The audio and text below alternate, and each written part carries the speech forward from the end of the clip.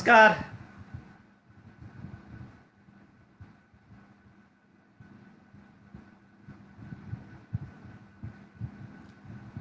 कैसे हैं आप लोग?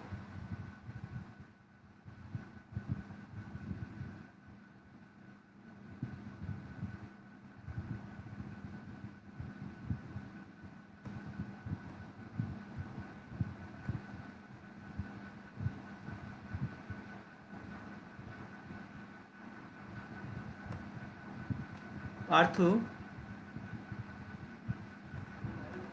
हाँ। लाइव हुआ। क्या? लाइव होगा। कहाँ आया वो? तो इकर आया इंड इंड लाइव वीडियो हाँ तो एंड एंड मतलब एंड हो जाएगा, लाइव चल रहा है आपका। चल रहा है। हम्म। कैसे हैं आप लोग? सब बढ़िया। भाई, बिहार स्वाभिमान आंदोलन का जो है आज मेरा जो ये असाइनमेंट मिला है उनकी तरफ से, वो है बिहार में मतदान या मतदाताओं की जान। ये कोरोना से शायद मुझे लगता है कि ये पूरा का पूरा जो माहौल है पूरे देश में, तो ये पूरे माहौल ने एकदम पूरा एक निगेटिविटी की तरफ हमें ले गया है कि हम बहुत कुछ अब सोचते हैं। तो सोचने से पहले हमें ये बताना पड़ता है कि आखिर ये क्यों है। स्वाभाविक बात है, जब आप याद करिए कि वो जो दौर था मार्च में और जब ये लॉकडाउन क्या शुरू हुआ था, तो पहला स्लोगन इंडिया में आया, जान है तो जहान है। फिर आया, जान भी है और जहान भी है। तो ये सारी चीज़ों को एक सामंजस्य बैठा के ही अब ज़िंदगी को आगे आगे अपनी रफ्तार में ले जाने की जो एक मुझे लगता है कि रिजोल्यूशन है, वो रिजोल्यूशन है आम लोगों की तरफ से भी, वो रिजोल्यूशन है सरकार की तरफ से भी, और वही रिजोल्यूशन संस्थाओं का जो इंस्टीट्यूशंस हैं गवर्नमेंट के या हमारी, उन सब की है। तो ये बिहार स्वाभिमान आंदोलन ने एक बहस में लाया इस चीज़ को कि भाई जब पॉलिटिकल पार्टीज ये बताने लगे अपने तरफ से कि ये इलेक्शन होना चाहिए, कुछ पॉलिटिकल पार्टीज बताने लगे कि इलेक्शन नहीं होना चाहिए, कुछ पॉलिटिकल पार्टीज की अपनी अपनी दलीलें थी उस दौर में। जब ये सारी दलीलें बन रही थी तो मुझे अच्छा लगा कि बिहार स्वाभिमान आंदोलन ने लोगों की, आम लोगों की जो राय लेके इस चीज़ को चलाया कि बिहार में मतदान या मतदाताओं की जान, प्रायोरिटी आपको तय करनी है। क्योंकि अगर मान लीजिए अभी इलेक्शन कमीशन जो बात चर्चा को आगे बढ़ाते हुए सारे पॉलिटिकल पार्टीज से राय लेने की बात शुरू की है, तो ऑब्वियसली उस राय में पॉलिटिकल पार्टीज अपने अपने हिसाब से देंगे। आप याद कीजिए, मैं थोड़ा सा बैकग्राउंड में आपको ले जाता हूँ। ये याद कीजिए, जब मार्च के उस महीने में 10 दिन के लॉकडाउन के बाद बिहार के जो हमारे माइग्रेंट लेबर्स थे, वो सारे लोग मुंबई से हो या अंडमान निकोबार में रह रहे हों या गुजरात में रह रहे हों या दिल्ली में रह रहे हों, एक हफ्ता झेलते झेलते उनको लगा कि जो बस ये शहर से उनका मोह भंग होने लगा और वो चल पड़े अपने अपने सफर के लिए, अपने अपने तरीके से ढूंढते हुए वो चल पड़े, पैदल चल पड़े। बहनों 15 दिन 10 दिन पैदल चलते चलते वो किसी तरह से अपने अपने इलाके में पहुंचे। माहौल कीजिए, आप कल्पना कीजिए उस समय का जो दौर था जिस समय में चीफ मिनिस्टर नीतीश कुमार जी बार बार कह रहे थे कि ये लॉकडाउन का जो एथिक्स है, लॉकडाउन का जो प्रिंसिपल है वो फेल हो रहा है। और जो लोग थे वो कह रहे थे कि जो नहीं, हमें अपने गांव जाना है, अपने घर जाना है और वहीं हम सुरक्षित रहेंगे। उस समय में सारे पॉलिटिकल पार्टीज का अपोजिशन में क्या रिएक्शन होगा? वो ये देख रहे थे कि अगर 25-26 लाख बिहार के जो मजदूर हैं वो अगर आएंगे तो ऑब्वियसली सरकार के खिलाफ में, बिहार की जो व्यवस्था है उसके खिलाफ में एक जबरदस्त गुस्सा होगा। तो उस मार्च के महीने में ऐसा रिएक्शन नहीं आया। ठीक 1 महीने के बाद, 2 महीने के बाद, जब वो सारे मजदूर धीरे धीरे सेटल्ड होने लगे, क्वारंटाइन सेंटर से बाहर निकल के अपने घर में, बाद में सरकार की भी कई स्कीमें आई, वो काम पे लगे, वो काम करने लगे और अपनी अपनी व्यवस्था से जैसा जिसको था, जो हुनर है, जो स्किल है, अनस्किल्ड है, अपना अपना काम चलाने लगे। बाद में तो देखे कि बहुत सारे मजदूर फिर वापस अपने बैक टू जो वर्क है, स्टेशन है, उस पर भी आने लगे। ये चलता रहा। अब जो है स्थिति बदली है, रिएक्शन बदला है बिहार में। बिहार में एक्चुअली क्या है कि मैं जो ये देखता हूँ कि बिहार में हम लोग बहुत ज़्यादा रिएक्शन में होते हैं। दो इम्पॉर्टेंट इलेक्शन है अभी पूरे दुनिया की नज़र में, आप कहें तो एक अमेरिका का इलेक्शन है और दूसरा बिहार का है। और दोनों जगह का इलेक्शन में इंटरेस्टिंग ये है कि दोनों इलेक्शन जो है वहाँ पॉलिटिकली बहुत लोग सेंसिटिव हैं। जैसे अमेरिका में प्रबुद्ध लोग हैं, बिहार में भी पॉलिटिकली बहुत ही कॉन्शियस लोग हैं। तो वहाँ और अमेरिका के दोनों इलेक्शन की चर्चा होती है कि कोविड के इस दौर के बाद जो इलेक्शन है एक जो डेमोक्रेटिक कंट्री में, तो पहला अगर भारत में ये खाता अगर इलेक्शन कमीशन खोले तो शायद बिहार ही होगा। बिहार के बाद और स्टेट सबका है, लेकिन उसमें टाइम है अभी। पश्चिम बंगाल भी है, तमिलनाडु भी है, और कई स्टेट सब इसके बाद आने वाला है, केरल भी है होगा शायद। लेकिन बिहार का इलेक्शन अक्टूबर नवंबर में, चूंकि नवंबर में उसका तय सीमा पूरा हो रहा है असेंबली का, तो हो सकता है कि इलेक्शन कमीशन के पास में प्रायोरिटी यही है कि उसको अपने तय सीमा में कॉन्स्टिट्यूशनल प्रोविजन में इलेक्शन करवाने हैं, नई सरकार के गठन की उसको सारी प्रक्रिया पूरी करनी है। अब इसी प्रक्रिया को पूरी करते हुए आपने देखा होगा कि बिहार में ये इलेक्शन कमीशन के जितने भी थे, चाहे उसका ईवीएम मशीन की बात हो, चाहे वो पोलिंग ऑफिसर्स की बात हो, या पोलिंग स्टेशन की बात हो, उसमें जो अभी जो स्थिति है, जो डिजास्टर मैनेजमेंट के जो सारे सर्कुलर्स हैं उसको फॉलो करने हैं। अब मान लीजिए कभी बिहार में मतदाता पोलिंग स्टेशन जो था वो 1600 बूथ पे इस पे वोटर्स के बनते थे, अब आज के दौर में जो है उसको 1000 किया गया है। ऑब्वियसली जो डिस्टेंस है वो डिस्टेंस अगर मेंटेन करना है आपको, तो जाहिर सी बात है कि उस डिस्टेंस में पोलिंग स्टेशन पे आपको स्पेस देना होगा, नंबर ऑफ पोलिंग स्टेशन बढ़ानी होगी। तो ये चैलेंज जितना हम लोग समझ रहे हैं उससे ज़्यादा चैलेंज एडमिनिस्ट्रेशन को भी है, इलेक्शन कमीशन को भी है। जिस कोविड के दौर में इलेक्शन हो कैसे, लेकिन ये एक पॉलिटिकल प्रोसेस है, ये एक जनतांत्रिक जो देश है उसमें एक प्रक्रिया है, उस प्रक्रिया में उसको ये फॉलो करना है। और वो अपना प्रोसेस में जब तक पॉलिटिकल पार्टीज की अपनी तरफ से एक राय नहीं बनती है इलेक्शन को लेके, या आने वाले टाइम में नवंबर के बाद अगर ये ऐसा होगा तो हो सकता है कि प्रेसिडेंट रूल ही एकमात्र ऐसा हो, ऑप्शन हो। तो ये सारी संभावनाओं के बीच में आप देखिए सबसे इंपॉर्टेंट चीज़ है कि हर आदमी अपना पॉलिटिकल स्पेस ढूंढते हैं। पॉलिटिकल स्पेस ढूंढने का मतलब ये है कि ऐसा क्यों लगा, मैं थोड़ा सा इस चीज़ को याद दिला रहा हूँ कि जैसे बिहार के इलेक्शन की सुगबुगाहट के इलेक्शन हो या नहीं हो तब से शुरू हुई, जब से बिहार में बीजेपी ने वर्चुअल रैली शुरू कर दिया और बहुत ही एक तरीके से एक अभियान शुरू हो गया, एक कैंपेन शुरू हो गया। तो जाहिर सी बात है दूसरे पॉलिटिकल पार्टीज को ये लगा होगा कि यार ये वर्चुअल रैली का जो इनका अभियान चला है, ये इस रैली के टक्कर में अगर हम इस पैरेलल में अगर कम्युनिकेशन के लिए, लोगों से संवाद के लिए एक ऐसा ही हमको कुछ खड़ा करना पड़ेगा। देखिए इलेक्शन है, हर पॉलिटिकल पार्टीज को पता है कि ये बिहार जैसे स्टेट में, यूपी जैसे स्टेट में ये इलेक्शन मतलब होता है एक फेस्टिवल है। लोकतंत्र में जितना उत्साह जनता का इलेक्शन को लेके बिहार जैसे स्टेट में, यूपी जैसे स्टेट में आपने देखा होगा बहुत कम ही स्टेट में ऐसा मिलता है। एक उत्सव का माहौल होता है, लोगों के पार्टिसिपेशन की बात हो। हाँ, पोलिंग स्टेशन पर भले ही उसका पार्टिसिपेशन 50-55% पे आते आते रुक जाती है, लेकिन जो उत्साह उसके रिएक्शन में है, इंटरेस्ट लेने में है, पॉलिटिकल कैंडिडेट्स को लेके है, उसके बहुत सारे रीजन होंगे।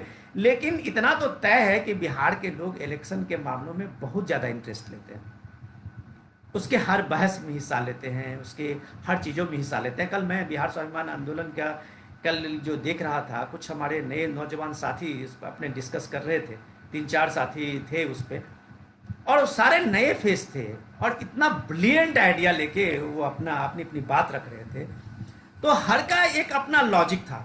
देखिए सबसे बड़ी बात है कि और इतना कन्विंसिंग, अगर उसमें आरजेडी के जो हमारे भाई थे उनका अपना कन्विंसिंग पॉइंट था, जेडीयू के जो थे या बीजेपी के जो थे उनका अपना अपना पॉइंट था, और हर ने अपना लोकल एरिया में जो लोगों का रिएक्शंस था उसको रिप्रेजेंट किया था उस फेस्ट में।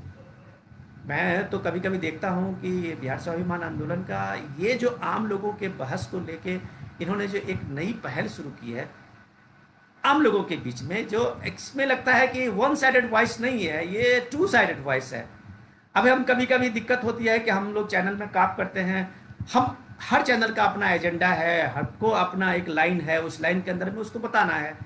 लेकिन जब हम ऐसे सारे लोगों से जुड़ते हैं, जब हम अपने फेसबुक के में मित्रों से जुड़ते हैं, उसमें कई तरह के जो अभी मैं देख रहा हूँ, कई लोग अपने अपने विचार लिख रहे हैं, कई तरह के जो है वो मैसेज आ रहे हैं। तो इसमें यह है कि बहुत सारे लोगों की ओपिनियन आती है, टू वे कम्युनिकेशन से। और इस टू वे कम्युनिकेशन में बिहार की अगर बात करें तो एक डेमोक्रेटिक जो इनका एक हिस्ट्री है बिहार का, उसमें ये टू वे कम्युनिकेशन का बहुत ही ज़्यादा रिस्पेक्ट है। तो अभी मैं आऊँ इसी बात पे पहले कि इलेक्शन जो है वो दो इलेक्शन इस कोविड-19 के दौर में है, वो इम्पोर्टेंट है। एक अमेरिका है और दूसरा बिहार है। दोनों के अपने जो पॉलिटिकल फॉलोआउट हैं उसी में होने हैं।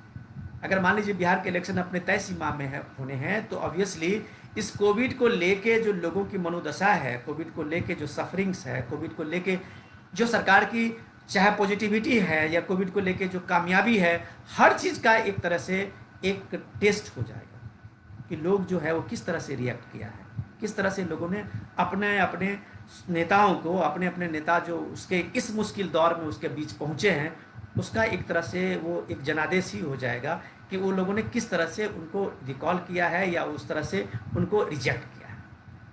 तो ये सारी चीज़ें जब आप देखेंगे तो आपको लगेगा कि ये इलेक्शन इम्पॉर्टेंट है।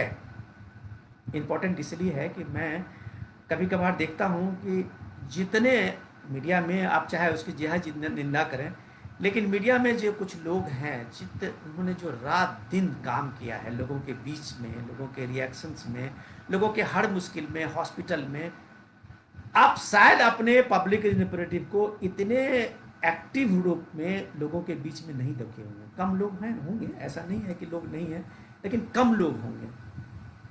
कम लोग ऐसे हैं, कम लीडर ऐसे होंगे जो इस मुश्किल दौर में लोगों के बीच में पहुंचे होंगे, उनकी बात को, उनके क्वारंटाइन सेंटर में जाके, उनके बीच में जाके उनकी परेशानियों को समझे होंगे। बिहार जैसी जगह में जहां इंफ्रास्ट्रक्चर, मेडिकल इंफ्रास्ट्रक्चर आप कहें एक तरह से बना ही नहीं, हम लोग आज भी अब कहें कि ऊपर वाले के भरोसे ही पूरा मेडिकल सिस्टम वहाँ काम कर रहा है, हॉस्पिटल से लेके, डॉक्टर से लेके। आप देख लीजिए, जब इंफ्रास्ट्रक्चर नहीं बना, कहा गया कि ये जो लॉकडाउन हुआ उसके लॉकडाउन का जो फ़ायदा है, कई स्टेट ने उसका फ़ायदा उठाया अपने इंफ्रास्ट्रक्चर बनाने को लेके, कोविड हॉस्पिटल को बनाने को लेके। इंफ्रास्ट्रक्चर मीन्स कि जो उनके कोई भी जो बंदा है सिस्टम में, एसिमेट्रिक कोई बंदा है, तो वो सिम्टोमेटिक और एसिम्टोमेटिक पेशेंट में कितने लोग हैं जिनको ज़रूरत है बेड की, हॉस्पिटल्स की, ऐसे लोगों के लिए बिहार कितना तैयार हो पाया है। देखिए, ये बात मानी हुई बात है कि ये कल तक नहीं था, आज होगा। हर स्टेट में कहीं ना कहीं ये, आप एक मिरेकल देखिए ना कि चाइना में जिस स्टेट से, वुहान से ये वायरस आया, वो वुहान तक ही लिमिट रहा, और भारत में आज यह कोरोना वायरस गांव-गांव फैल चुका है। कोई भारत का ऐसा कोई गांव नहीं है जहां कोई ना कोई कोरोना इन्फेक्शन का कोई ना कोई पेशेंट नहीं है या कोई मरीज नहीं हो, फैला है। क्योंकि ये देश जो है वो बहुत कई तरह से कनेक्टेड है। हमारा माइग्रेंट्स लेबर है, हर जगह काम करते हैं। हमारे बहुत सारे जो भाई हैं वो फॉरेन में काम करते हैं, वो लोग आए हैं वापस, वो लोग अपने अपने घर गए हैं। तो ये चीज़ होना था।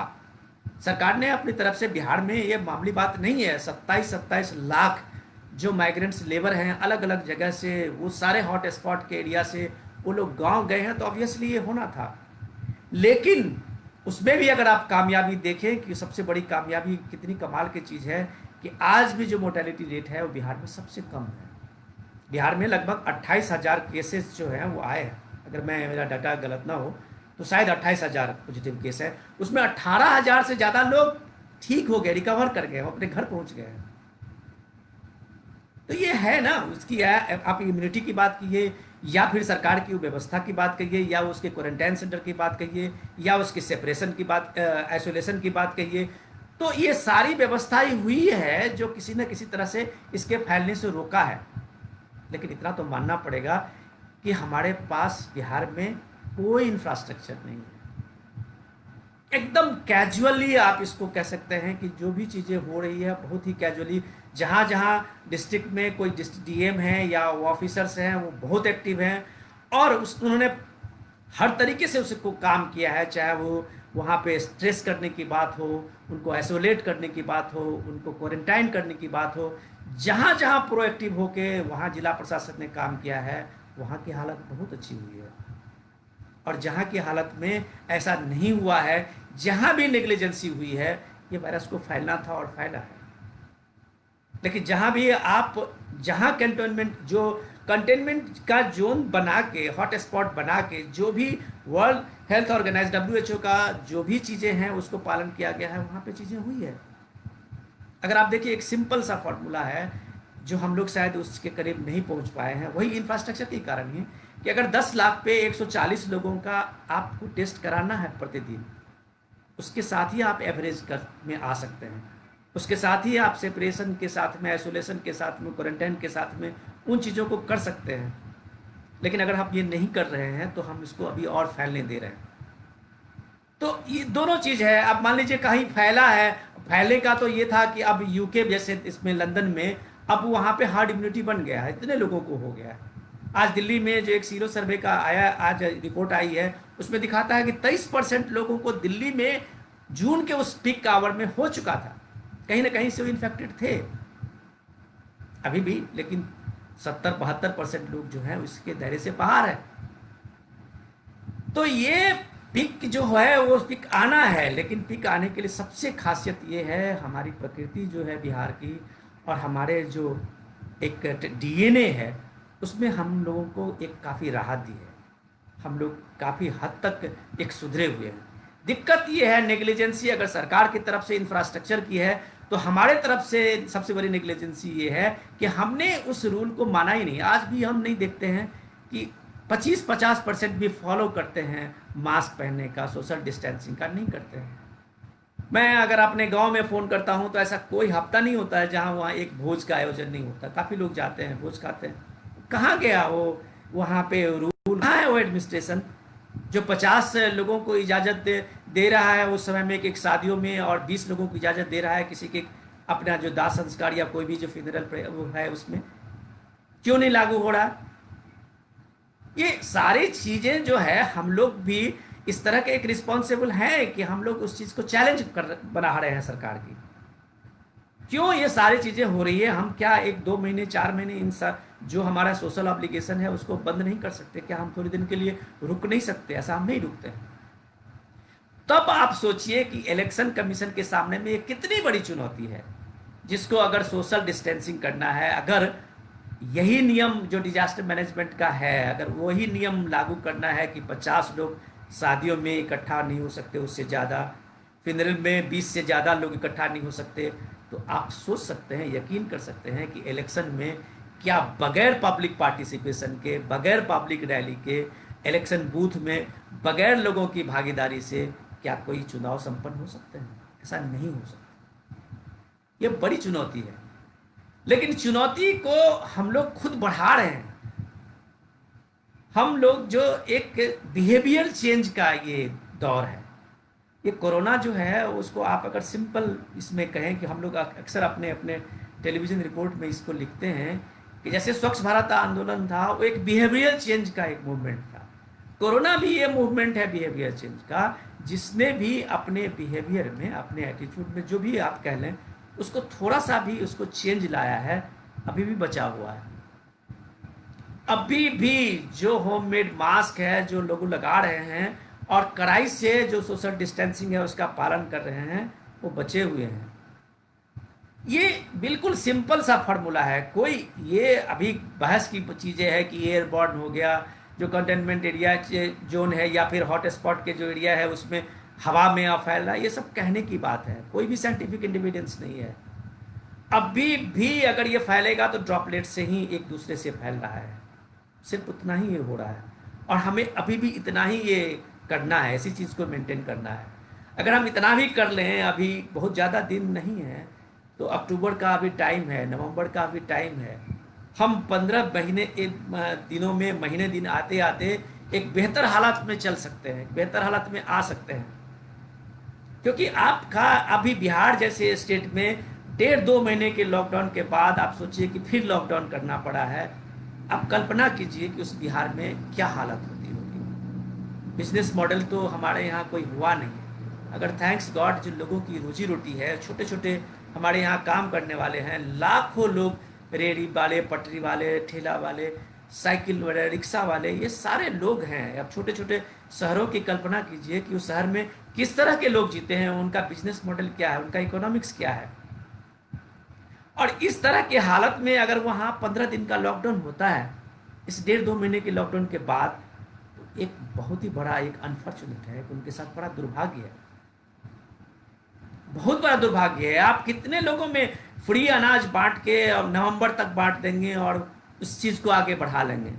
रोजी रोटी की समस्या जो है वो चावल दाल के अलावा भी जीवन में आवश्यकताएं हैं जिसको पूरा करने होते हैं एक परिवार को। हमारा पर कैपिटा इनकम बिहार में अभी सबसे कम है, और उस पर कैपिटा इनकम में जो सबसे इनकम बढ़ाने वाला था वो मजदूर जो हमारे बिहार के प्रवासी थे, जो बाहर काम करते थे, उस लगभग उसमें 70% वापस आ गए। आप सोचिए उस देश, वहाँ के स्टेट की को इकोनॉमी के, वहाँ के जीडीपी को। आपका स्टेट में जो जीडीपी है उसी जीडीपी के हिसाब से आपकी सरकार जो है वहाँ खर्च कर सकती है उसकी कैपेसिटी पे। सरकार सेंट्रल गवर्नमेंट की तरफ से चाहे जितनी भी स्कीम अभी किसी भी स्कीम में जोड़ दिया गया हो, चाहे वो गरीबी योजना की बात हो, मनरेगा की बात हो, जितनी सारी स्कीम आप गिना लें, सब में पैसा पंप किया गया है, लेकिन स्टेट का जो जीडीपी है वो बहुत काम करता है कि सरकार जो भी चीज़ें अपने हिसाब से खड़ा करेगी इंफ्रास्ट्रक्चर को, वो उसी जीडीपी पे होगा जो आपके यहाँ जीरो है, हमारे यहाँ जीरो है।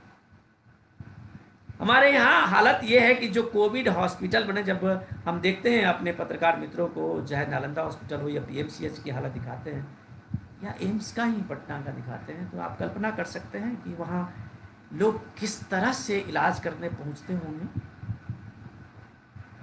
क्यों नहीं ऐसा माहौल बनता है? या कुछ लोगों की शरारत भी है, वो कभी कभार जो है अनावश्यक एक खौफ और भय का माहौल फैलाते हैं, ये भी गलत चीज़ है। लेकिन आप सरकार की भी व्यवस्था को देखिए तो इन सारे लोगों पे सख्ती तो होनी चाहिए। कम्युनिकेशन के रूप में, संवाद बनाने के रूप में इस दौर में बिहार में ऐसा होना चाहिए था। जो लैकनेस है, ये चीज़ें हम लोगों को बताना चाहिए सरकार को कि भाई एक आदमी, एक रिस्पॉन्सिबल आदमी एक संवाद क्यों नहीं बनाता है हम लोगों से।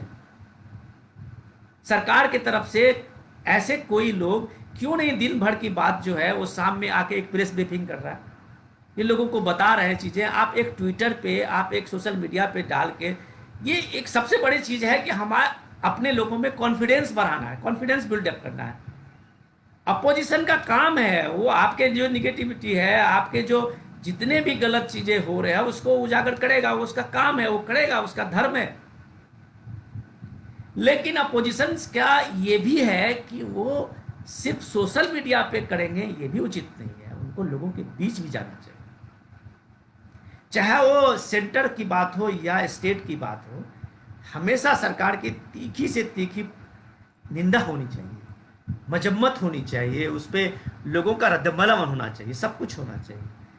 लेकिन अगर आप उसकी तारीफ न करें, लेकिन आप सिर्फ सोशल मीडिया पे इस चीज़ों को रखें, आप ग्राउंड पे नहीं जाएं, तो फिर थोड़ा सा हास्यास्पद है।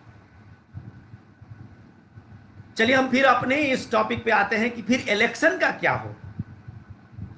तो भाई सीधे सीधे है, इलेक्शन का मतलब होता है कि हर पॉलिटिकल पार्टीज का अपना एक धर्म है कि इलेक्शन जीतने के लिए अपने लोगों को या पार्टी खड़ी होती है, उसका और कोई धर्म नहीं होता, उसको इलेक्शन जीतना है। और नफा नुकसान की बात है तो आप अभी के दौर में देखिए कि बीजेपी एनडीए की जो अपनी पूरी पार्टी की जो वहाँ पे सरकार है, अब उसमें रामविलास जी की पार्टी जो है, चिराग पासवान कह रहे हैं कि इलेक्शन अभी नहीं होना चाहिए। बीजेपी कह रही है कि भाई इलेक्शन जो है वो इलेक्शन कमीशन का काम है, वो जब तय करे। सिर्फ जेडीयू के मन में क्यों है कि इलेक्शन होना चाहिए? आरजेडी का अपना स्टैंड है कि बिल्कुल इलेक्शन नहीं होना चाहिए। तो ये सारे पॉलिटिकल पार्टी जो है इन इलेक्शन को लेके, कम से कम इतना बात तो हमें रखना पड़ेगा, ये हमारे लिए नहीं सोच रहे हैं, ये अपने फायदे के लिए सोच रहे हैं। ये पॉलिटिकल पार्टी अपने एजेंडे को लेके सोच रहे हैं। पॉलिटिकल पार्टीज अपने जो उनका मास है, पॉलिटिकल बेस है, जो उनका सोशल इंजीनियरिंग है, उसके दिमाग में रख के ये सोच रहे हैं। ये हमारे लिए बिल्कुल नहीं सोच रहे हैं। ये सोच रहे हैं कि भैया इलेक्शन में, अभी जो अगर इलेक्शन हो तो हम कितने लोगों के बीच पहुंच पाएंगे, इसके बीच में उनका हम है। ये अगर आप आज नहीं पहुंच पा रहे हैं तो कल अगर आप पहुंचेंगे उन लोगों के बीच में जो सफरर हैं, जो अभी बिहार में कम से कम 10-15 डिस्ट्रिक्ट जो है वो बाढ़ में इतने परेशान हैं। बिहार में थोड़ी सी भी जहां बारिश है तो नेपाल के तरफ से जो हमारा एक अपना एक कुदरती है, वो पानी आना ही आना है और हम डूब में आ जाते हैं। तो ये सारी समस्याएं हैं। इन समस्याओं के बीच में अगर हम लोगों को कहेंगे कि हम इलेक्शन के लिए हम आपको बुला रहे हैं, तो कौन इस अपनी अपनी जान बचाने में लगा हुआ, कहीं एक कोरोना से परेशान है, कहीं बाढ़ से परेशान है, हर की अपनी अपनी समस्या है वहाँ। उसके बीच में ये कौन सा राग होगा जो आप इलेक्शन राग गाएंगे? तो अब इसलिए बात है। लेकिन हम ये पॉलिटिकल पार्टीज के बहस में नहीं पड़ेंगे कि कौन कह रहे हैं कि पार्टी चाह रही है कि इलेक्शन हो, कौन पार्टी का मत है कि इलेक्शन न हो। ये सब पॉलिटिकल पार्टीज अपने एजेंडे में, अपने उनका जो सोशल इंजीनियरिंग है, अपना जो सोशल बेस है, उसके हिसाब से अपनी पहुंच कैसे रख पाते हैं, इसको ध्यान में रखते हुए अपनी राय बना रहे हैं। इलेक्शन कब हो, ये फैसला इलेक्शन कमीशन को करना है, क्योंकि उनका एक कॉन्स्टिट्यूशन एप्लीकेशन है कि वो उनको तय सीमा में, उस सर्टेन लिमिट में उनको इलेक्शन करा के देना है। इसके लिए जो सरकार की प्रक्रिया है, वैधानिक उसकी जो चीज़ें हैं, उसकी जो मशीनरी है, उनके जो ऑफिस हैं, वो दिन रात काम कर रहे हैं, अभी भी कर रहे हैं। वो सारी चीज़ों पे काम कर रहे होंगे, चाहे वो इलेक्शन कमीशन अपना ईवीएम्स की बात कर रहे होंगे, या पोलिंग बूथ की बात कर रहे होंगे, चाहे वोटर लिस्ट की बात कर रहे होंगे। हर चीज़ को वो अपडेट अपने हिसाब से तब तक रखेंगे जब तक इसका कोई नोटिफिकेशन नहीं होता कि इसका डेट आगे बढ़ रहा है यहाँ पे, या आने वाले टाइम में वहाँ प्रेसिडेंट रूल होगा। तो हम इलेक्शन की इन चर्चा से हमें नहीं घबराना चाहिए। इलेक्शन का जिसको जो काम है सरकार की वैधानिक रूप में, या इंस्टीट्यूशंस की अपनी जो जिम्मेदारी है, वो अपना काम सतत प्रक्रिया में करना है, उसको करता रहेगा। उसमें तो एक दिन भी इस कोरोना के कारण या किसी महामारी के कारण रुकेगा नहीं है। देश तो चलता रहेगा और चलता भी रहना चाहिए, क्योंकि ये चीज़ें हमें अपनी अपनी समस्याएं परेशान कर रही हैं। इस परेशानी में हम अपनी समस्याएं जो है वो इतनी बड़ी हमारे सामने में आके कभी कभी खड़ी हो जाती है, जो हमें इन चीज़ों से एक लगाव नहीं रहता है। फिर जो सेवियर्स है, उस सेवियर्स को हम याद करते हैं। तो अब अगर हमारा ये सेवियर्स जो है, अब कल्पना कीजिए कि इस दौर में, इसके टाइम में अगर हमारे पास हमारे वो सेवियर्स नहीं पहुंच रहे हैं, तो फिर वो कल इलेक्शन में जाएंगे, वो किस मुंह से जाएंगे कि हमारे इलेक्शन में हमने आपके लिए, हम इलेक्शन में आपसे वोट मांगने आए हैं। 243 है सबका हमारे यहाँ सीटें। आप ये देख लीजिए कि मैक्सिमम जो लोग हैं उसमें जो सीटें हैं वो शहरी इलाके से ज़्यादा ग्रामीण अंचल में वो पड़ते हैं, जिसमें अगर आप देखें तो आज की तारीख में 50% से ज़्यादा वो सीटें जो होगी वो इस बाढ़ में कहीं ना कहीं से प्रभावित है। और जहां बाढ़ से प्रभावित है वहां कोरोना से भी प्रभावित है। वहां जो है लोगों की समस्याएं हैं कि वहां उनका काम धंधा बंद पड़ा हुआ है। जो बाहर में उनके कमाने वाले जो लोग थे वो घर वापस आ गए हैं। अब मैंने कल्पना इमेजिन नहीं कर सकते हैं कि कितनी बड़ी लिस्ट है, फेरिस्त है उनके पास में।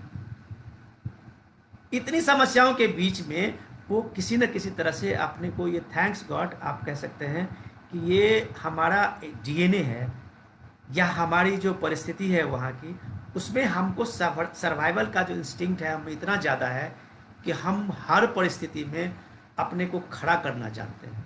ये बिहार की अपनी स्पेशल क्वालिटी है।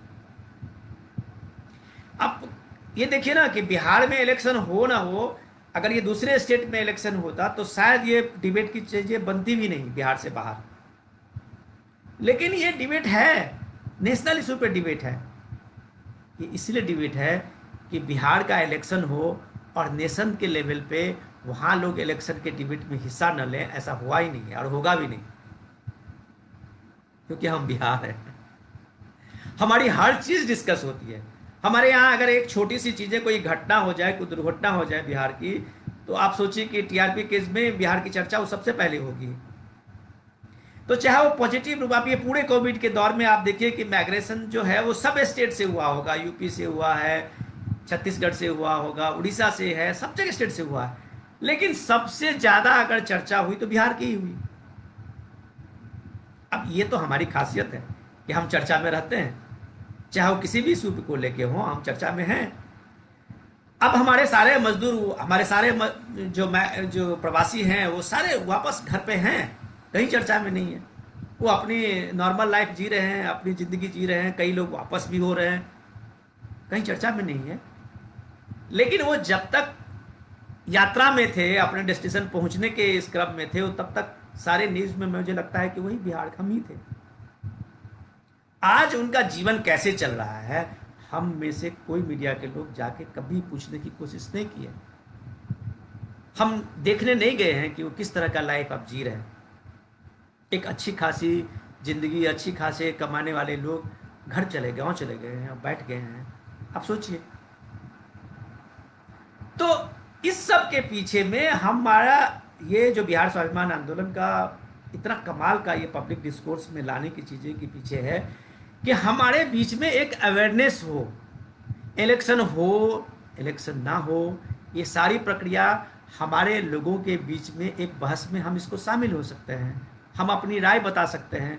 पॉलिटिकल पार्टीज के बारे में मैंने आपको बताया कि उनका अपना अपना जो एरिया है, उनकी अपनी जो लिमिटेशन है, उनका अपना जहाँ पे पॉलिटिकली फिट करता है वो उसी चीज़ को सामने में लाएंगे। जिस पार्टी को पॉलिटिकली लगता है कि इस दौर सही है, वो कहेंगे इलेक्शन होना चाहिए। जिस पॉलिटिकल पार्टीज को लगता है कि हमारा रीच आउट नहीं हो पाएगा लोगों के बीच में, तो ऑब्वियसली वो कहेंगे कि जो हम इलेक्शन नहीं होना चाहिए। लेकिन सवाल ये है कि अगर आज बिहार में हमारे अलग अलग रीजन में जो हर रीजन की अपनी अलग अलग समस्या है। बिहार में एक खासियत ये है कि हमारा जो ज्योग्राफिकली आप भी देखें तो हम 4-5 ऐसे रीजन हैं। एग्रीकल्चर भी और ज्योग्राफी के हिसाब से देखें तो हमारा रीजन इतना कमाल का है कि अगर एक जगह काफ़ी बारिश हो रही है तो हो सकता है 1 महीने के बाद नीतीश कुमार जी एक नए लेके आए कि इतना डिस्ट्रिक्ट जो है उसको सूखाग्रस्त किया गया है, घोषित। तो ये है, ये हमारे नेचर है, ये हमारी जो है प्रकृति से हमको मिला हुआ है। उसके कई फायदे भी हैं, कई नुकसान भी है। तो अलग अलग रीजन के अलग अलग समस्याएं हैं। क्या ये अलग अलग रीजन के अलग अलग समस्याओं को लेकर किसी पॉलिटिकल पार्टीज का अपना अलग अलग मैनिफेस्टो नहीं हो सकता? मिथिलांचल के रीजन के जो डिस्ट्रिक्ट हैं, 4-5 डिस्ट्रिक्ट के जितने भी कॉन्स्टिट्यूंसीज हैं, क्या उनको लेके अलग पॉलिटिकल पार्टीज के अलग मैनिफेस्टो नहीं हो सकते? लेकिन आज तक नहीं हुआ। क्या आप सेंट्रल बिहार को लें या साउथ बिहार को लें या आप सारी जगह का देखें, हर जगह की अपनी अपनी समस्याएं हैं। उस समस्याओं को लेके क्या वहाँ पे अपना लोकल मैनिफेस्टो नहीं हो सकता? लेकिन नहीं होता है। ये इसलिए नहीं होता, हम लोग पिछले इलेक्शन में, जनरल इलेक्शन में कवर करने गए थे, कोई मुद्दा नहीं भी, कोई लोकल इशू नहीं। ठीक है, वहाँ एमपी इलेक्शन में मुद्दा वहाँ पे देश का था, वहाँ स्वाभिमान का था, वहाँ नरेंद्र मोदी थे अपनी चुनावी लड़ में, लेकिन ये तो स्टेट का इलेक्शन है। क्या हम ये 30-35 साल से सिर्फ यही मुद्दा देखेंगे कि कास्ट इक्वेशन जिसका फिट बैठेगा वो इलेक्शन जीतेगा, जिसका कास्ट इक्वेशन फिट नहीं बैठेगा वो इलेक्शन हार जाएगा? तो स्वाभिमान आंदोलन, बिहार स्वाभिमान आंदोलन इस पहल में एक बहुत सार्थक पहल की है कि हम क्यों ना उस इलेक्शन के मुद्दे को बताएं। अलग अलग रीजन के जो लोग आ रहे हैं अपनी बात इसमें रख रहे हैं। हम आज से इस पहल को, इलेक्शन जब होना है, इलेक्शन कमीशन को ये तय करना है, पॉलिटिकल पार्टीज को अपने सुविधा के हिसाब से तय करने हैं, लेकिन हमें जो तय करने हैं वो आज भी तय करने हैं कि हमारे इलाके का, हमारे डिस्ट्रिक्ट का इलेक्शन का ये मुद्दा होना है। एक बार अगर आप गौर कीजिए कि जिस दिन से अगर हम लोग इन सारे चीज़ों को एक बार हटा दें, ये सारे पॉलिटिकल इक्वेशंस को, सोशल इंजीनियरिंग को, ये सारे चेहरे को एक बार दरकिनार करके हम अपने अपने इलाके की समस्या को लेके अगर एक इश्यूज़ बना दें, तो कौन सी पॉलिटिकल पार्टीज जो है वो इस इश्यूज़ को, हमारे यहाँ के इश्यूज़ को अपने मैनिफेस्टो में जगह दी है या उसको लेके उसने अपना एक रेजोल्यूशन लिया है, आप देखिए ये सारी चीज़ें ख़त्म हो जाएंगी। ऐसा क्यों हुआ कि बिहार में मेडिकल पिछले इतने वर्षों का जो आप ये देखें हमारा सिलसिला है, उसमें मेडिकल कॉलेज नहीं बने। लगभग मैं समझता हूँ कि 10-12 करोड़ का हमारा पॉपुलेशन है, 7 करोड़ 7.5 करोड़ हमारे वोटर्स हैं, लेकिन इतने बड़ी आबादी में हमारे कोई हॉस्पिटल्स नहीं बने। डिस्पेंसरी जो है वो खाली पड़ा हुआ है, कहीं कुछ इंफ्रास्ट्रक्चर नहीं हुआ। ऐसा क्यों हुआ? मैं गिना सकता हूँ सेंटर के ही ऐसे कितने फंड हैं जो आपके लोकल डिस्पेंसरी से लेके आपके हॉस्पिटल के इंफ्रास्ट्रक्चर को मजबूत करता है। फिर ऐसा क्यों नहीं हुआ? इसमें गलती तो हमारी भी है। गलती हमारी ये है कि हमने कभी इसको इशू नहीं बनाया। आज हम बिहार में मतदान या मतदाताओं की जान की बात कहते हैं, हम प्रायोरिटी पे अपनी जान रखते हैं, लेकिन हमने काश ये प्रायोरिटी पे उस समय में अपने हॉस्पिटल को रखता, अपने डिस्पेंसरी को रखता, लोकल मेडिकल फैसिलिटीज़ को रखता, अपने स्कूल को रखता, तो शायद ऐसा नहीं होता। पिछली बार हमने देखा कि अलग अलग एक स्लोगन आया, पिछली बार भी एक तरह का जो हमारा एक्सपीरियंस था वो वही एक इक्वेशन था, वो भी आते आते वही कास्ट इक्वेशन पे आ गया। ठीक है, एक बहुत अच्छी चीज़ है कि मंडल मूवमेंट के बाद समाज में नए लोगों को एक मौका मिला था, एक पहचान मिली थी। बहुत सारे लोगों को मौका मिला पॉलिटिकल फील्ड में आने का, बहुत सारे लोगों ने अपनी पहचान बनाई सेवा के इस में आने का, जो कुछ परिवारों में और कुछ लोगों में सीमित थी बिहार की राजनीति, उसका एक दायरा बढ़ा।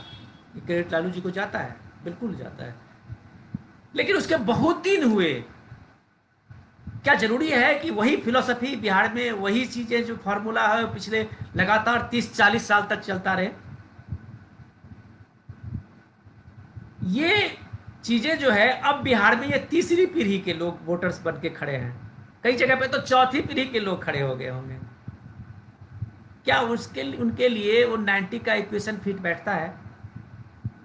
आज हमारा इंफ्रास्ट्रक्चर ऐसा क्यों नहीं बना? आप याद कीजिए कि ये होता है कमिटमेंट कि नीतीश जी का जो पहला 2005 का जो एक अनुभव है बिहार को, कितना क्लास का अनुभव था। इतने सड़कों का जाल बिछ गया बिहार में। 2 से 3 घंटे का लाइट का एक ये था, 650 या 700 हम लोग को याद है कि मेगावाट बिजली पैदा करने का हमारी कैपेसिटी थी जब बिहार डिवाइड हुआ था, बिहार झारखंड में। आज अगर मैं गलत नहीं हूं तो मुझे लगता है कि 4000 मेगावाट बिजली 3500 या 4000 के आसपास हम मेगावाट बिजली पैदा करते हैं। गांव में भी हमारा भी एक्सपीरियंस है, गांव में भी 15-16 घंटे 18 घंटे बिजली होती है। लेकिन ये बिजली अगर हमारे पास 18-20 घंटे बिजली है और उस बिजली का उपयोग हमारे किसान जो है अपने खेत में पानी के लिए नहीं कर पा रहा है। अभी भी बिहार, आप सोचिए कि इतनी जल संपदा में बिहार हमारा सबसे नंबर 1 है। कम से कम 14 से 15 नदियां जो है बिहार में नेपाल से, हिमालय के पहाड़ से आती है, और कुछ नदी का दूसरा उद्गम स्रोत है। लेकिन 10-12 नदियां तो ऐसी हैं जहां लगातार पानी है। लेकिन हमारा 40% एग्रीगेटेड लैंड अभी तक नहीं हो पाया देश के 70 साल की आज़ादी के बाद। जबकि अभी भी हम 60 से 70% लोग हम एग्रीकल्चर पे ही डिपेंड हैं, खेती पे ही डिपेंड हैं। लेकिन हम अपने खेत में पानी नहीं पहुंचा पाए। हम 15-16 घंटे बिजली हमारे यहाँ है, लेकिन हमारे यहाँ वो पंपिंग सेट नहीं है। हमारे पास वो किसानों के पास में वो इतना फैसिलिटीज नहीं है कि वो बिजली लगा के अपने खेतों में पानी पहुंचा सके, वो 3-4 फसल ले सके। कई ऐसे इलाके आप जाएं बिहार में, वहां आज भी यही 1 या 2 फसल है, धान है, गेहूं है, अगर है कहीं पे तो छोटी मोटी कैश क्रॉपिंग के लिए तो बहुत लिमिटेड एरिया है। तो ये जो सबसे बड़ा रिसोर्सेज हमारा था, सबसे बड़ा जो जॉब ओरिएंटेड हमारा किसान एग्रीकल्चर था, जहां हम ज़्यादा से ज़्यादा लोगों को रोजगार दे सकते थे, उसको तो हम पहले ही ख़त्म कर दिए थे। फर्स्ट डे से वहाँ कोई इंफ्रास्ट्रक्चर बनाया ही नहीं था। तो मेरा सिर्फ ये रिक्वेस्ट है कि हम सारे लोग, हम सारे जितने भी जो हमारे जवान हैं, वहाँ बच्चे हैं, खास करके हमारे वो भाई लोग जो अभी प्रवासी में बैठे हुए हैं बिहार में, वो लोग सोचें इस बिहार को कि हम क्यों लास्ट में आते आते इसी सोशल इंजीनियरिंग जो हमारे लिए पॉलिटिकल पार्टी ने बनाया हुआ है, हम उसी में क्यों फिट बैठ जाते हैं। हम अपने यहाँ एग्रीकल्चर में, हम अपने यहाँ स्कूल में, हम अपने यहाँ मेडिकल फैसिलिटीज़ में आज हम जो परेशानी झेल रहे हैं, हम इस परेशानी को लेके एजेंडा क्यों नहीं बनाते हैं। हम जितने पॉलिटिकल पार्टीज के लोग हैं वो काम कर रहे हैं, दिन रात मेहनत कर रहे होंगे, कोई अपने अपने डेटा को लेके कैंपेनिंग के लिए अपना अभियान कर रहे होंगे, बहुत कंपनी जो है वो अपने अपने तरीके से प्रोफेशनल्स को हायर भी कर रहे होंगे, सब कर रहे हैं। ऑब्वियसली उनको सरकार में आना है, किसी को अगर सरकार में नहीं आना है तो सरकार में किंग मेकर की भूमिका बनना है, किसी को जो है वो अपनी पॉलिटिकल पार्टी, जो 10 से 11 पॉलिटिकल पार्टीज आपके हैं रीजनल बिहार में, स्टेट में, और हर को अपना अपने कास्ट इक्वेशन में फिट, इतना ये कॉन्फिडेंस है कि हम किंग मेकर की भूमिका बन सकते हैं अगर इस तरह की मिली जुली सरकार की नौबत आई तो। ये बिहार झारखंड में हमारा एक अपनी एक अलग पहचान है कि एक एमएलए वाले भी वहाँ चीफ मिनिस्टर हो सकते हैं। तो ये सारे पॉलिटिकल इक्वेशंस जो हैं, और इतने मठाधीश हैं हमारे यहाँ। सबसे बड़ी बात ये है कि आप अगर पॉलिटिकल एक्सपीरियंस की बात कीजिए तो पूरे देश में आप घूम के आइए, जितने सीजन्ड, जितने सीनियर मोस्ट लीडर आपको बिहार में मिलेंगे, उतने शायद कम ही आपको दूसरे स्टेट में मिलेंगे। दूसरे स्टेट में एक तरह से आप कहिए तो एक शिफ्ट हुआ है, सेकंड जनरेशन के लोगों ने अब कमान संभाल ली है।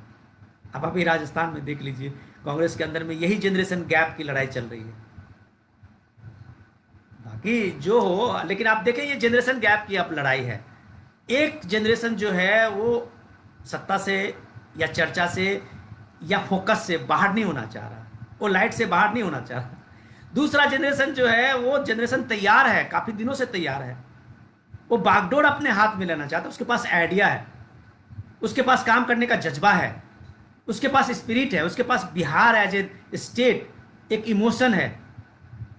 बाकी हमारे जो सीनियर लोग हैं, रिस्पेक्टेड हैं हमारे, वो रहें, वो लंबी आयु जिए, लेकिन वो 25-30 साल की राजनीति देखते देखते देखते देखते मुझे नहीं लगता कि उनके पास में अब वो एक क्रिएटिविटी है, कोई सेंसेशन है। इसमें बहुत सारे हमारे यूथ हैं जो बहुत अच्छा काम कर रहे हैं, गांव में काम कर रहे हैं, गलियों में काम कर रहे हैं, कुछ में काम कर रहे हैं, एक उम्मीद से काम कर रहे हैं। तो अभी जो गुजरात का है, अब ठीक है, वो पॉलिटिकल जो हैवी वेट वाले होते हैं वो ठीक है, सचिन पायलट की कभी ना चले या कल क्या होगा वो नहीं पता, लेकिन क्यों सचिन पायलट के लोग, पायलट जैसे लोग, क्यों ज्योतिरादित्य सिंधिया जैसे लोग फेल हो जाते हैं? तो ये जनरेशन गैप की चीज़ें जो है वो हम अपने बिहार में भी ढूंढते हैं। इस इलेक्शन में इन सारे चीज़ों पे हमें आज से गौर करने की ज़रूरत है। मुझे ऐसा लगता है कि इस बहस में बिहार में मतदान और मतदाताओं की जान से ज़्यादा जो बिहार स्वाभिमान आंदोलन की जो एक इनिशिएटिव्स है, जिस पहल को लेके उसने संवाद की जो पहल लोगों के बीच में लाया, उसमें ये चीज़ें अब डिस्कशन में आना चाहिए। आखिर कब तक ये पॉलिटिकली आप इन चीज़ों को, बिहार में जो इंटेलिजेंस है, बिहार के जो लोग हैं, बिहार के जो जो नए लोग आए हुए हैं, वो एक बहुत शानदार काम कर रहे हैं। आप देख लीजिए कि उनको जो मौका मिला है, जहां मौका मिला है, उन्होंने बहुत अच्छा काम किया है। सोशली में, सोशल फ्रंट पर काम किया है, बहुत अच्छा काम किया है। तो ऐसे लोगों को या तो पॉलिटिकल पार्टीज ऐसे लोगों को मौका दें, उनको फेस बनाएं। आप हमेशा ये कहेंगे कि एक फेस जो है पिछले 40 साल से चल रहा है, समाज में उसी की स्वीकार्यता है। मुझे ये लॉजिक बहुत सही जमती नहीं है बात। मैं बहुत जगह पिछले इलेक्शन में बिहार के जगह जगह घूमा, मुझे नहीं लगता था कि किसी कैंडिडेट को लेके एक बहुत उत्साह लोगों में है, जबकि होना तो कैंडिडेट को लेके है, जिससे लेके उनकी एक राबता होगी, उनके साथ में कम्युनिकेशन होगा, जिससे वो बता पाएंगे कि हमारे यहाँ की ये समस्या है। ना व्यक्तिगत बता पाएंगे, सार्वजनिक भी जो है उसके से वो डिस्कस कर पाएंगे। लेकिन ऐसा मैंने कहीं देखा नहीं। ये इसलिए कि हमारे यहाँ, हमारे बिहार में लीडरशिप से लगभग एक तरह से मोह भंग हो चुका है। अब हम लोग इस चीज को मान लेते हैं, अरे कोई होगा ऐसे ही करेगा। तो ये मोह भंग नहीं होना चाहिए डेमोक्रेसी में, ये स्वस्थ परंपरा नहीं है। इसलिए अभी अगर पॉलिटिकल पार्टीज स्पेस नहीं दे रहे हैं नए लोगों को, तो ये नए लोग खुद अपने लिए स्पेस बना सकते हैं। अभी उनके पास टाइम है। बहुत सारे ऐसे लोग हैं जो मुझे लगता है कि वो लिखते हैं सोशल मीडिया पे, मैं उनका देखता हूँ, काफ़ी बहुत अच्छा काम कर रहे हैं। तो आज से, अभी से इलेक्शन का जो भी अनाउंसमेंट हो, जब कभी भी हो, चाहे वो प्रेसिडेंट रूल लगे, जो भी चीज़ें हो, या मुझे तो लगता है कि अभी जो पीक पे बिहार है, 15 दिन, महीने दिन आते आते हालात बहुत चेंज हो गए, बहुत बदलेगी हालात। और सबसे बड़ी खुशी की बात मैं बताऊं कि चीज़ें बदल रही है। पिछले 6 महीने का ये कोरोना है, और डॉक्टर के पास भी नहीं था ये चीज़ें, जो इसको कैसे, किस प्रोटोकॉल से इसको लिया जाए, किस तरह का इलाज हो। अब तो बहुत चीज़ें आ गई हैं, डॉक्टर के पास भी कई तरह के मेडिसिन आ गए हैं। अब पिछले 2-3 दिन से सुन रहे हैं कि लाइन में अभी 6-7 जो वैक्सीन्स हैं वो भी नए नए वैक्सीन सब आ गए हैं। तो एक पॉजिटिविटी तो है, एकदम बिल्कुल दिख रहा है, और कि ये चीज़ें जो है वो महीने 2 महीने में बहुत हालत बदल जाएगी, बहुत। इतना तो आप तय मानिए कि ये चीज़ें जो अभी स्ट्रगल है, चाहे वो मेडिकल पैरामेडिकल लोगों का जो जो कोरोना वॉरियर्स हैं उनकी जो अभी का स्ट्रगल है, हो सकता है कि 15 दिन के बाद, महीने दिन के बाद आते आते उनका स्ट्रगल कम हो। आप, मैं छोटा सा एग्जांपल आपको दिल्ली में दे रहा हूँ। 80% ये सिम्टोमेटिक जो लोग थे उन्होंने घर से, होम क्वारंटीन से अपने को ठीक किया। कोई सरकार की मदद नहीं ली है, कोई हॉस्पिटल की मदद नहीं ली है, अपने घर से, जिनको कोई लक्षण नहीं था, ऐसे मैक्सिमम लोग थे। ऐसे लोग बिहार में भी हैं। लक्षण वाले तो बहुत कम लोग होते हैं, जो सिम्टोमेटिक होते हैं बहुत कम लोग होते हैं। उसमें 0% लोग जो है उनको आईसीयू की या वेंटिलेटर की ज़रूरत पड़ती है। तो ये अवेयरनेस की बात है। अभी कम से कम सरकार की तरफ से ये अवेयरनेस को लेके ज़बरदस्त कैंपेन करना चाहिए, कॉन्फिडेंस बिल्डिंग की बात करनी चाहिए। मैं अपोजिशन में भी जो हमारे भाई लोग काम करते हैं, जो पार्टीज़ के लिए काम करते हैं, उनको भी चाहिए, हम सारे लोगों को चाहिए कि अभी हमें सब का सब, हर आदमी एक दूसरे को कॉन्फिडेंस बनाना चाहिए। हम जीतेंगे, और बिहार में जैसे लोग चाहे जितना भी इसकी निंदा करें, हमारा पोटेंशियल है हमेशा जीतने का। हम हर समय में कामयाब हुए हैं। बहुत मुश्किल बिहार के लोगों ने देखा है, बहुत गरीबी में भी देखा है। अब तो ऐसी हालत तो है नहीं, हम बहुत अभी सुविधा संपन्न में हैं। कोई ऐसा नहीं है कि हमारा कोई भूखे की हालत है। तो इन सारी चीज़ों में हमारी बहस पीछे नहीं छूटनी चाहिए। इलेक्शन का में हमारे बिहार जो है टोटलिटी में सामने आना चाहिए। हम यही चीज़ हम बार बार याद दिलाने के लिए, ये बार बार कोशिश कर रहे हैं करने के लिए। अब अपने बिहार स्वाभिमान आंदोलन के हम अपने सारे मित्रों को भी कहते हैं कि मतदान या मतदाताओं की जान, ये बहस चलती रहे, लेकिन वो इंस्टीट्यूशंस का काम है कि वो अपने हिसाब से प्रक्रिया को आगे करना है। पॉलिटिकल पार्टीज का काम है कि वो अपने अपने दायरे को और अपने मीटर को नापते हुए उस इलेक्शन में आना या नहीं आने का अपनी राय बताएंगे। हमारी राय अभी से ये होनी चाहिए कि हम सिर्फ बिहार को इलेक्शन में रखेंगे। बिहार को अगर इलेक्शन में रखें, बिहार के मुद्दे को हम इलेक्शन में रखें, तो शायद ये कोरोना का काल जो है वो हमारे लिए एक टेस्ट है। हमारे सामने में एक बहुत बड़ी जो विपत्ति है, इस समय में एक्सपोज हुए हैं। हमारी व्यवस्था, इंफ्रास्ट्रक्चर पूरी तरह से एक्सपोज हुआ है। हम लोगों ने उस कमी को महसूस किया है। बिहार में ऐसा कभी मौका नहीं आया होगा पिछले 20-25 साल में कि उसके सारे कमाऊ पूत जो है वो घर वापस आ जाएंगे इस कोरोना, इस महामारी के डर से। ऐसा दौर अभी नहीं। 100 साल पहले कभी ये फ्लू, स्वाइन जो स्पेन फ्लू था, उसके बाद मुझे लगता है कि यही कोरोना फ्लू है। तो हम, ये एक्सपीरियंस बिहार का एक अनोखा एक्सपीरियंस है। इस एक्सपीरियंस में वो बहुत बखूबी वो सर्वाइव करेंगे और बिल्कुल कर जाएंगे। लेकिन इसे याद रखना है, इसे सिर्फ उसी इक्वेशन में आके उसको खड़ा नहीं कर देना है। इसे याद रखना है कि हमारा सबसे प्रायोरिटी अभी इस इलेक्शन में हमारा इंफ्रास्ट्रक्चर होगा, चाहे वो हॉस्पिटल हो, मेडिकल फैसिलिटीज़ हो, डिस्पेंसरीज हो, स्कूल हो। ये सारी चीज़ें हमें प्रायोरिटी पे चाहिए। ये हमारा लिस्ट चाहिए, ये हमारे प्रायोरिटी में हर पॉलिटिकल पार्टीज़ के मैनिफेस्टो में चाहिए।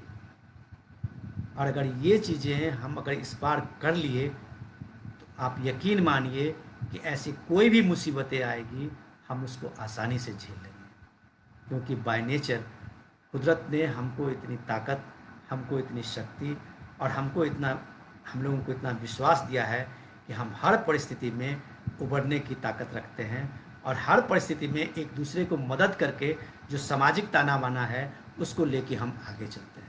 आप सारे लोगों का बहुत बहुत धन्यवाद, शुक्रिया।